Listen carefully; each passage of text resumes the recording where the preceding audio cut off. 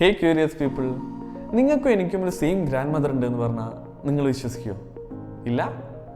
എന്നാൽ scientific evidence വെച്ചിട്ട് ഇന്ന് ഭൂമിയിൽ ജീവിച്ചിരിക്കുന്ന എല്ലാ മനുഷ്യന്മാരുടെയും അമ്മമാരുടെ സൈഡിൽ നമ്മൾ പിറകിലേക്ക് പോവുകയാണെന്നുണ്ടെങ്കിൽ നമ്മൾ എത്തിച്ചേരുക ഏകദേശം 2 ലക്ഷം വർഷം മുമ്പ് ആഫ്രിക്കയിൽ ജീവിച്ചിരുന്ന ഒരൊറ്റ സ്ത്രീയിലാണ്.